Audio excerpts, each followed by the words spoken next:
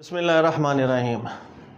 شق القمر کا معجزہ ایک بڑا عظیم ایک معجزہ اور واقعہ ہے جو ہمارے یہاں بالکل بیان کیا جاتا ہے۔ میں اس واقعے کے حوالے سے ایک تحقیق آپ کے سامنے میں بیان کرنا چاہ رہا ہوں، لیکن اس کو بیان کرنے سے پہلے میں نے کچھ تمہیدی کلام کرنا ہے، اور آپ لوگوں سے جو میرے سننے والے ہیں ان سے ایک تھوڑا سا مشورہ بھی مجھے چاہیے۔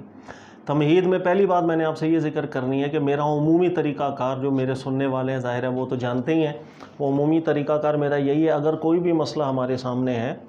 اس مسئلے پر اگر اہل علم جو بڑے بڑے ماضی میں گزرے ہیں ان کا اگر اختلاف رہا ہے اور استدلال میں ان کے کیا کیا موقفات ہیں، میرا عمومی طریقہ کار یہ ہے کہ میں ان تمام استدلالات کو بیان کرتا ہوں۔ اس کے دو رخ ہیں، یعنی بعض لوگ اس کو پسند نہیں کرتے ہیں اور بعض لوگ یہ کہتے ہیں سر آپ گنجل کر جاتے ہیں معاملے کو، اس کی دلیل یہ، اس کی دلیل یہ، اس کا استدلال یہ، ہم گنجل ہو جاتے ہیں۔ لیکن کئی لوگ ایسے ہیں کہ جو گنجل نہیں ہوتے ہیں بلکہ وہ ایک انٹرسٹ لیتے ہیں، اور اس میں مجھے ایسا لگتا ہے کہ فوائد زیادہ ہوتے ہیں۔ ہر انسان کا ایک طریقہ کار ہوتا ہے، میرا یہ طریقہ کار ہے، ہر کوئی متفق نہیں بھی ہو سکتا، ظاہر ہے۔ اس سے فائدہ کیا ہوتا ہے؟ فائدہ ایک تو یہ حاصل ہو جاتا ہے اس سے کہ ہمیں یہ پتہ چل جاتا ہے مسئلہ کس نوعیت کا ہے، اجتہادی نوعیت کا مسئلہ ہے یا نہیں، اس میں فہم کا اختلاف بنتا ہے یا نہیں، اس کے اندر کوئی دوسرا نقطہ نظر رکھنے والا حامل شخص جو ہے، کیا ہم اس کو کہہ سکتے ہیں وہ بدعتی ہو گیا، وہ کافر ہو گیا، فاسق ہو گیا، یا وہ بھی ایک ٹھوس بنیاد پر استدلال کر رہا ہے؟ چاہے آپ اس کو یہ بولیں کہ استدلال کمزور لگ رہا ہے، لیکن بہرحال اس کے پیچھے ایک استدلال ہے۔ جب کوئی بندہ کسی نقطہ نظر کو استدلال کی بنیاد پر چنتا ہے، اس بنیاد پر کافر تو وہ کبھی بھی نہیں ہوتا، یہ ذہن میں رکھ لیجئے گا۔ تو میرا یہ تمام استدلالات موقفات کا بتانے کا مقصد یہی ہوتا ہے کہ ہمیں اس مسئلے کی اصل نوعیت ایکچولی سامنے آ جائے ہمارے، پھر ہمارے لیے چننا بھی آسان ہو جائے کہ ان میں سے زیادہ مضبوط اور وزنی استدلال کے اندر کون سی بات سامنے آ رہی ہے، ٹھیک ہے؟ تو اس کے ساتھ ساتھ پھر میں بتا دوں مسائل مختلف نوعیت کے ہوتے ہیں، بہت سے مسائل ایسے ہیں کہ جس کو ہم اجتہادی مسائل کہتے ہیں، اور اجتہادی مسائل کے اندر تو بالکل سخت رویہ رکھا نہیں جا سکتا، چاہے ایک دیکھنے کے اندر کوئی مسئلہ بہت بڑی نوعیت کا ہمیں نظر آ رہا ہے، لیکن اگر اس کا تعلق اجتہاد سے بنتا ہے، فہم سے بنتا ہے، فہم کے اختلاف سے بنتا ہے، فہم کے اختلاف کی گنجائش اس میں نکل رہی ہوتی ہے، ایسے مسئلے کی بنیاد پر صرف حکم یہی ہوتا ہے کہ جو بات مجھے قرآن سنت میں زیادہ مضبوط لگ رہی ہے میں اس کو چنوں، بس۔ لیکن اگر کسی اور نقطہ نظر کا حامل شخص ہے، کوئی عالم دین ہے، میں اس کو برا بلا نہیں کہہ سکتا، اس لیے کہ اس میں فہم کے اختلاف کی گنجائش بنتی ہے،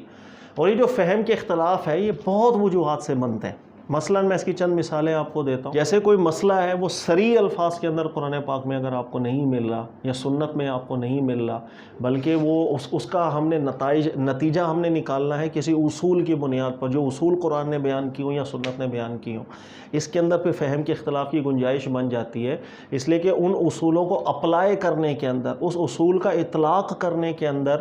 اختلاف پیدا ہو سکتا ہے کہ آپ کو نظر آ رہا ہو کہ ہاں یہ اس اصول کے تحت آتا نظر آ رہا ہے، کسی اور وہ جس اینگل سے دوسرا دیکھ رہا ہو وہ بولے نہیں اس اصول کے اندر یہ چیز آتی دکھائی نہیں دے رہی، اس میں اختلاف کی گنجائش بن جاتی ہے۔ اگر واضح الفاظ کے اندر کوئی چیز قرآن میں موجود نہیں ہوگی تو وہاں پر اختلاف کی گنجائش بنتی ہے۔ اسی طریقہ کار سے کبھی کبھی ایک چیز قرآن میں ذکر ہوتی ہے یا سنت صریحہ کے اندر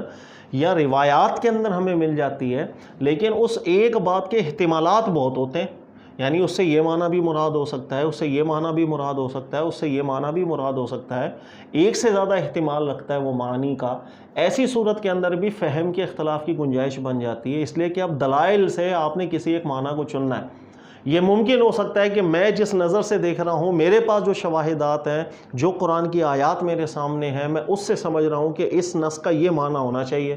دوسرا عالم دین اس کے پاس جو دلائل ہے وہ سمجھ رہا ہے نہیں اس نص کا یہ معنی ہونا چاہیے۔ ایسی صورت کے اندر بھی مسئلے کو اجتہادی نوعیت کا ہی کہا جاتا ہے کہ اس میں فہم کے اختلاف کی گنجائش بنتی ہے۔ اسی طریقہ کار سے آپ دیکھیں کہ اگر کوئی روایت ہے، کسی روایت سے اگر استدلال آپ نے کرنا ہے تو اس کے اندر تو خاص طور پر فہم کے اختلاف کی گنجائش بنتی ہی بنتی ہے، اس لیے کہ کوئی بھی روایت آپ کے سامنے آتی ہے، آپ انہیں سب سے پہلے تو یہ پروف کرنا ہے کہ وہ روایت اپنی سند کے اندر یا متن کے اندر کوئی عیب نہیں رکھتی ہے، اس کے بعد وہ استدلال کے قابل ہوگی. لیکن اگر کسی عالم دین کے نزدیک راوی ٹھیک نہیں تھا، وہ اس بنیاد پر اس روایت کو قبول نہیں کرتا، لیکن وہی راوی کسی دوسرے کے نزدیک بڑا معتبر ٹھہریا، اختلاف کی گنجائش یہاں بن جاتی ہے. یہ سند کے حساب سے میں بات کر رہا ہوں بھائی. اس کی میں چند مثالیں آپ کو دوں. جیسے ایک راوی ہے اکرمہ، امام بخاری کے نزدیک یہ راوی بالکل معتبر ہے، اور امام بخاری اس راوی سے حدیثیں لے کر آئے ہیں اپنی کتاب کے اندر، اور کثرت کے ساتھ حدیثیں لے کر آئے. لیکن یہی جو راوی ہے اکرمہ، امام مالک محدث جو ہے ان کے نزدیک بالکل ناقابل اعتبار انسان ہے، جھوٹا انسان ہے، اور عبداللہ ابن عباس کا نام لے لے کے جھوٹ بولتا رہتا تھا. یہ حضرت عبداللہ ابن عباس کے شاگردوں میں سے بھی ہوا ہے اکرمہ. اب امام بخاری کے نزدیک یہ بندہ معتبر ہے، امام مالک کے نزدیک یہ بندہ بالکل معتبر نہیں ہے. یہ سوائے ایک صورت کے اندر اس کی کسی روایت کو قبول نہیں کیا جاتا. یہ جو روایت بیان کرے، اگر وہی روایت کسی دیگر صحیح سند کے ساتھ مل جائے تو تائید کے طور پر اکرمہ کی بات مان لی جائے تو امام مالک کہتے ہیں بس ٹھیک ہے. انفرادی طور پر اس کی کوئی بات قابل قبول نہیں. امام مالک اس پہ دلائل بھی قائم کرتے تھے. امام مالک کہتے تھے میں نافع کے ساتھ ہوتا تھا، اور نافع حضرت عبداللہ ابن عمر کے ساتھ. تو نافع مجھے کہا کرتے تھے کہ عبداللہ ابن عمر ہمیں کہتے تھے کہ نافع اکرمہ کی طرح نہ ہو جانا، کہ وہ جس طرح عبداللہ ابن عباس کا نام لے کے جھوٹ بولتا رہتا ہے، تم بھی میرا نام لے کے جھوٹ نہ بولتے رہنا. اب ایسا بھی ہو جاتا ہے کہ ایک راوی ٹھیک ہے یا نہیں ہے، اسی پہ اختلاف ہو گیا، کیونکہ اجتہاد ہے. ایک بندہ ٹھیک ہے یا بندہ ٹھیک نہیں ہے، میں نے جج کرنا ہے، علماء نے جج کرنا تھا. دنیا کا سب سے مشکل کام ہی یہ ہے کہ بندہ ٹھیک ہے یا نہیں. اس لیے کہ کئی دفعہ ایسا ہوتا ہے کہ آپ 10 سال کسی کے پاس رہتے ہو، زندگی گزارتے ہو، بندہ ٹھیک لگ رہا ہوتا ہے، اور 11ویں سال پتہ چلتا ہے بھائی یار یہ تو دل میں کھوٹ تھی اس کے، منافق تھا یہ تو یہ گنجائش بن جاتی ہے. تو روایات سے استدلال اپنے اندر گنجائش بہت زیادہ رکھتی ہے. اسی طرح سند کے بعد پھر متن کی باری آتی ہے کہ کئی دفعہ ایسا ہوتا ہے کہ ایک روایت کے متن کو آپ ٹھیک سمجھ رہے ہیں، ایک عالم ٹھیک سمجھ رہا ہوتا ہے، اس کو قرآن کی مطابقت میں لگ رہی ہوتی ہے، لیکن دوسرا عالم دین جس جہت میں دیکھ رہا ہوتا ہے اسے قرآن کی بالکل مطابقت نہیں لگ رہی ہوتی، مخالفت لگ رہی ہوتی. اس بنیاد پر اس روایت سے وہ استدلال بالکل نہیں کرتا ہے. یہ چیزیں سب اجتہادی مسائل کہلاتی ہیں. تو یہ میں نے چند چیزیں اس لیے بیان کی ہیں کہ جہاں کہیں اجتہاد کا تعلق ہو، فہم کے اختلاف کی گنجائش بنتی ہوگی، ایسے مسئلوں کے اوپر بالکل کوئی ایسا رویہ نہیں ہونا چاہیے کہ یار فلاں بندے نے دین میں کو نہیں بات کر دی، اس بندے نے تو بالکل الگ بات کر دی، وہ بدعتی ہو گیا، وہ تو یہ ہو گیا. ہمارے یہاں کہیں عمومی مزاج ہے. یہ تمہید میں نے اس لیے بیان کی ہے کہ شق القمر کا جو واقعہ ہوا تھا، یعنی جو چاند کے 2 ٹکڑے ہونے کا، اس کے اندر 3 موقفات علماء کرام کے رہے ہیں. عمومی ہمیں پتہ ہی نہیں ہوتے، اور چونکہ پتہ ہی نہیں ہوتے تو ہمیں یہی نہیں سمجھ میں آ رہا ہوتا کہ اس مسئلے کی نوعیت کیا ہے، ہم نے اس کو دیکھنا کس زاویے سے ہے. یہ واقعہ کیا ایمانیات میں داخل ہے؟ یعنی اس واقعے کو ماننا کہ چاند 2 ٹکڑے ہو گیا تھا، یہ ہمارے ایمان کا حصہ ہے یا نہیں، ہمیں پتہ ہی نہیں. ہمارے یہاں تو بہت بڑی تعداد، اکثریت ایسی ہے جو اس کو ایمان کا حصہ سمجھتی ہے. اسی حیثیت کے اندر اس بات کے اوپر ایک بحث بھی ہو رہی ہوتی. ہمیں پہلے چیز کو پتہ ہونا چاہیے کہ مسئلہ کس نوعیت کا ہے، کس نوعیت کا ہے نہیں. اس کے اندر فہم کے اختلاف بنے علماء میں، تو کیوں بنے؟ 3 گروہ ہیں، ذہن میں رکھ لیجئے گا شق القمر کے معجزہ کے حوالے سے جو مسلمانوں کے محقق علماء جو تھے ان میں رہے ہیں. ایک طبقہ ایسا تھا کہ جن کے نزدیک یہ واقعہ بالکل ہوا تھا شق القمر کا، چاند کے 2 ٹکڑے ہونے کا، لیکن یہ واقعہ اس انداز میں ہوا تھا کہ رسول اللہ صلی اللہ علیہ وسلم کا معجزہ تھا. یعنی اللہ نے اس معجزے کو نبی علیہ الصلوۃ والسلام سے ظاہر کروایا تھا،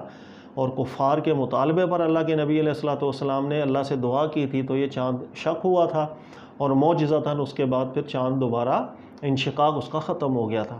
اس کے مقابلے میں ایک نقطہ نظر ہے جس پر علامہ مودودی صاحب، ابو العلا مودودی صاحب رحمۃ اللہ تعالیٰ علیہ وہ قائم تھے، اور اس کے علاوہ بھی دیگر علماء ہیں، ماضی میں بھی رہے ہیں. وہ یہ ذکر کرتے تھے کہ چاند کا شق القمر یا انشقاق القمر کا واقعہ ہوا تھا، لیکن یہ عذر معجزہ کے نہیں ہوا تھا کہ رسول اللہ صلی اللہ علیہ وسلم سے انہوں نے مطالبہ کیا اور اللہ نے اس کو نبی علیہ الصلوۃ والسلام کے معجزے کے طور پر ظاہر کرایا. ایسا نہیں تھا. واقعہ ضرور ہوا تھا، لیکن اس واقعے کی نوعیت یہ تھی کہ یہ اللہ تعالیٰ کی طرف سے ہی ایک جو نیچرل فینومیناز ہے نا، اسی کے تحت ہی چاند کے اندر ایک انشقاق دیکھا گیا تھا. اس کو کفار نے بھی دیکھا، رسول اللہ صلی اللہ علیہ وسلم کی بھی مبارک مقدس نظر پڑی تھی، تو نبی علیہ السلام نے گواہ کیا تھا کہ یہ دیکھو یہ اللہ نے کتنی بڑی نشانی دکھائی ہے کہ آخرت کے اندر بھی زمین، آسمان، سورج وغیرہ پھٹیں گے. ایسا ہوا تھا، یعنی بطور معجزے کے نہیں ہوا تھا، یہ ایک نیچرل فینومینا کے طور پر ہوا تھا. ایک علماء کا موقف یہ بن گیا. اچھا یہ کیوں 2 موقف بن گئے؟ یا اس کو نیچرل فینومینا ماننے کے اندر کیا مسئلہ ہے، وہ کون سا عیب لازم آ رہا ہے، اگر اس کو ہم نے معجزہ مان لیا رسول اللہ صلی اللہ علیہ وسلم کا تو مسئلہ ہو جائے گا، قرآن کی کون سی آیت ہے جو حل نہیں ہو پا رہی، یا اس کو معجزہ نہ مانے، نیچرل فینومینا مانے، اب کون سی قرآن کی آیت ہے جس سے متصادم ہو رہے ہیں، یہ چیزیں ہمیں پتہ نہیں چلتی، یہ پھر اسی وقت ہی پتہ چلیں گی جب آپ ہر کسی قول کے تہ تک جائیں گے، اس کے استدلال آپ کے سامنے آ جائیں گے۔ ایک تیسرا موقف بھی رہا ہے جو عام طور پہ لوگوں کو معلوم نہیں ہوتا، اور وہ یہ ہے کہ انشقاق القمر کا واقعہ ہوا ہی نہیں تھا۔ انشقاق القمر کے حوالے سے جو روایات آئی ہیں وہ نہیں ہے کہ جس کو ہم جس انداز کے اندر ہم دیکھ رہے ہیں اس کو۔ چاند دو ٹکڑے ہونے کا واقعہ کبھی نہیں ہوا، نہ قرآن کی آیت کو درست انداز کے اندر سمجھا جاتا ہے، یہ ایک الگ موقف ہے علماء کا۔ تو یہ تین موقفات ہیں شق القمر کے حوالے سے، ان تینوں موقفات کے اوپر دلائل میں نے آپ کو دینے ہیں۔ پہلے ان تینوں کے استدلالات بیان کروں گا، کیا مسئلہ ہو رہا تھا اس کو معجزہ نہ ماننے میں، کیا مسئلہ لازم آتا ہے اس کو معجزہ ماننے میں، اور وہ تیسرا طبقہ علماء کا کون سا ہے جس کے نزدیک یہ واقعہ ثابت ہی نہیں ہے، اس واقعے کا نہ ایمانیات کے ساتھ تعلق ہے۔ ہاں یہ ذہن میں رکھ لیجئے گا کہ اگر کوئی بھی عالم ہے، بڑے بڑے محققین ہیں، میں ان کے نام بھی آپ کو بیان کروں گا، ریفرنسز بھی دے دوں گا، کہ جنہوں نے کہا کہ انشقاق القمر کا واقعہ ہوا ہی نہیں تھا، نعوذ باللہ من ذالک، وہ اللہ کی قدرت پہ شک کرنے والے نہیں تھے۔ ہماری تو آزمائش ہی ہے، اللہ نے ارشاد فرمایا ہم نے زمین اور آسمان کو جو پیدا کیا، پوری کائنات کو، لِتَعْلَمُوا أَنَّ اللَّهَ عَلَىٰ كُلِّ شَيْءٍ قَدِيرٌ، تاکہ تم یہ جان سکو کہ اللہ ہر چیز پر قادر ہے۔ مسلمان کا ایمان ہے، زمین اور آسمان سب چیزوں نہیں، بروز قیامت اللہ تعالیٰ نے ان سب چیزوں کو انشقاق کر دینا ہے، زمین کا بھی ہو جانا ہے، آسمانوں کا بھی ہو جانا ہے، سب کا ہو جانا ہے۔ ایک مسلمان کا اللہ کی قدرت پر ایمان ہے، لیکن ہم نے کسی واقعے کو جب ہم نسبت کر رہے ہیں اللہ کی طرف یا رسول اللہ صلی اللہ علیہ وسلم کی طرف، ہمیں اس کا پھر ثبوت چاہیے ہوگا۔ اور اگر کسی کو غلطی لگ رہی ہے، کسی دوسرے عالم کو پتہ چل رہا ہے بھئی یہاں غلطی لگ رہی ہے، یہ بات ایسی نہیں ہے جس طرح آپ بیان کریں، اس کا فرض ہے اس نے بتا دیا۔ اس سے نہ کسی عالم دین کا ہم یہ بولیں کہ ایمان خطرے میں پڑ گیا ہے یا اس نے نعوذ باللہ اللہ کی قدرت پہ شک کر دی، ایسا نہیں ہے، بلکہ یہ تین طبقے علماء کے رہے ہیں۔ ان تینوں کو میں انشاءاللہ کھول کے بیان کروں گا، تینوں کے استدلالات بھی بیان کروں گا، اور پھر آخر کے اندر میں پھر آپ کو بتاؤں گا کہ انشاءاللہ اس تینوں کے اندر سب سے مضبوط استدلال پہ کون سی بات، وہ آپ کو خود بھی پتہ چل جائے گا۔ یا تفسیری غلطی کیا کر رہے ہوتے ہیں ہم لوگ، جیسے قرآن کہتے ہیں نا اقتربت الساعۃ وانشق القمر، یہاں تفسیری غلطی کیا ہو رہی ہوتی ہے، یا اس کو معجزہ ماننے کے اندر یا معجزہ نہ ماننے کے اندر کون سی قرآن کی آیت ہے جس سے ہم کلیش کر رہے ہو، دونوں صورتوں میں ایک پھنس جاتا ہے انسان۔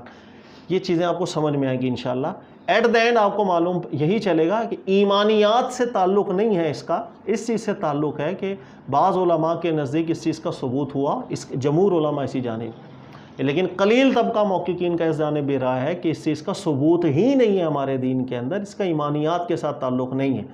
یہ چیزیں بحث بن جاتی ہے، اور یہ میں نے تمہید اس لیے ذکر کی کہ انشاءاللہ نیکسٹ ٹائم میں پھر یہ چیزیں بیان کروں گا، اور آپ سے جو میں نے مشورہ لینے کا ذکر کیا وہ یہی کہ اگر آپ لوگ بھی اس موضوع کے اوپر اگر دلچسپی رکھتے ہوں گے تو آپ میری تائید کر لیجئے گا، میں اس کو کھول کے بیان کرتا ہوں۔ لیکن اگر آپ یہ کہتے ہیں کہ سر یہ موضوع ایسا نہیں ہے، بعض عوام الناس میں بھی ایسے ہوں گے، یا جو نئے سننے والے بھی ہوتے ہیں نا، وہ بھی کبھی سن کے پریشان ہو جاتے ہیں، یار مولانا نے کوئی الگ ہی بات کر دی ہے،